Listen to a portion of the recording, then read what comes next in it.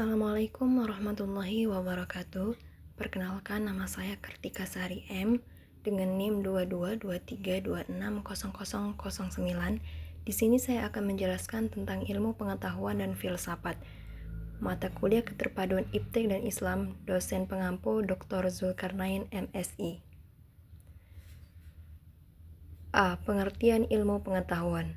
Menurut bahasa atau etimologi, ilmu berasal dari bahasa Arab ilm, yang berarti mengetahui. Dalam bahasa Inggris disebut science, yang berasal dari bahasa Latin scientia, artinya pengetahuan.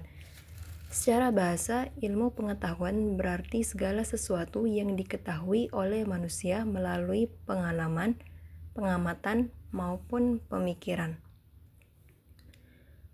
Menurut istilah atau terminologi, ilmu pengetahuan adalah sekumpulan pengetahuan yang tersusun secara sistematis, diperoleh melalui proses berpikir kritis dan metode ilmiah, serta dapat diuji kebenarannya secara objektif dan universal.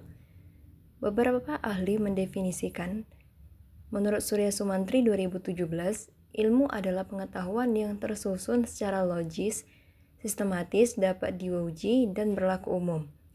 Kemudian menurut Purjawijatna 2005, ilmu adalah pengetahuan yang mempunyai objek tertentu disusun secara sistematis, berlaku umum, serta dapat diuji kebenarannya. B. Ciri-ciri ilmu pengetahuan. Yang pertama, objektif, berdasarkan fakta yang nyata atau empiris, bukan opini atau perasaan pribadi. Yang kedua, rasional, dapat diterima akal sehat dan dijelaskan secara logis. Yang ketiga, sistematis, tersusun rapi dalam urutan tertentu, mulai dari konsep, teori, hukum, hingga prinsip. Yang keempat, empiris, berasal dari pengalaman nyata, pengamatan, atau hasil penelitian yang dapat diuji. Yang kelima, universal, berlaku umum, tidak terbatas pada waktu, tempat, atau kelompok tertentu. Contoh, hukum gravitasi berlaku di seluruh dunia.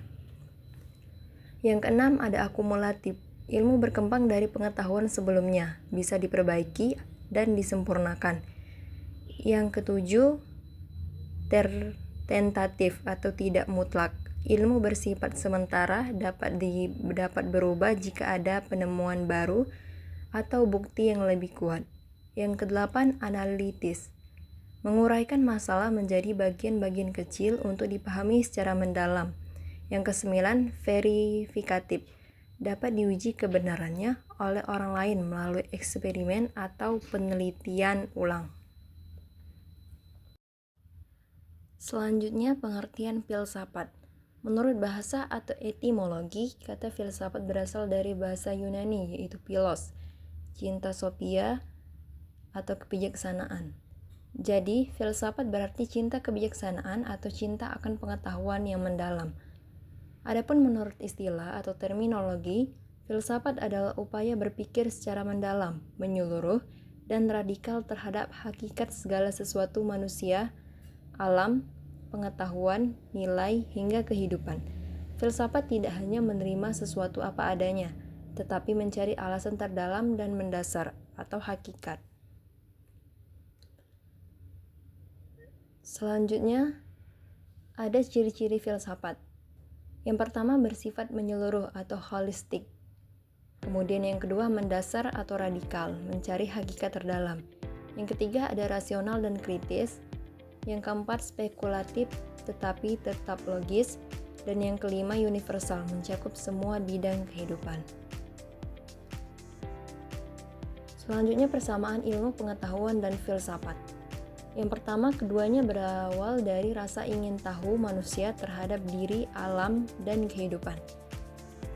Yang kedua, sama-sama menggunakan akal, rasio, dan pemikiran logis sebagai alat utama dalam mencari kebenaran.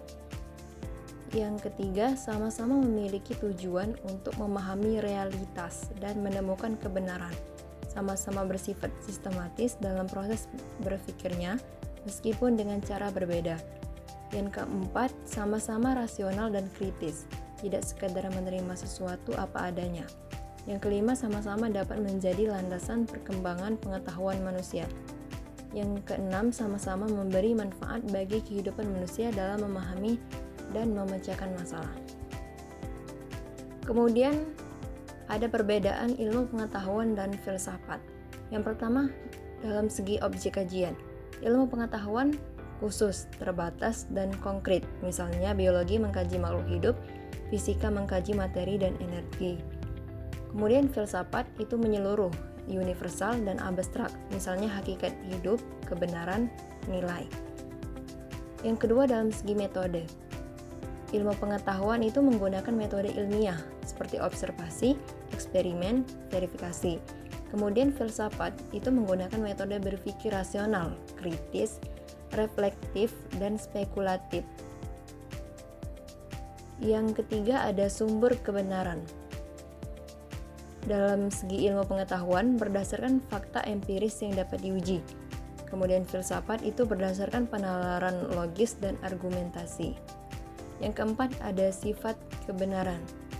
Dalam segi ilmu pengetahuan itu objektif, empiris, tentatif atau dapat berubah jika ada temuan baru. Kemudian filsafat itu rasional, mendasar, spekulatif, dan sering relatif antara filsuf. Yang kelima, hasil yang diperoleh. Ilmu pengetahuan menghasilkan teori, hukum, prinsip, dan teknologi yang bisa diterapkan. Filsafat itu menghasilkan pandangan hidup, konsep dasar, sistem nilai, dan kebijaksanaan.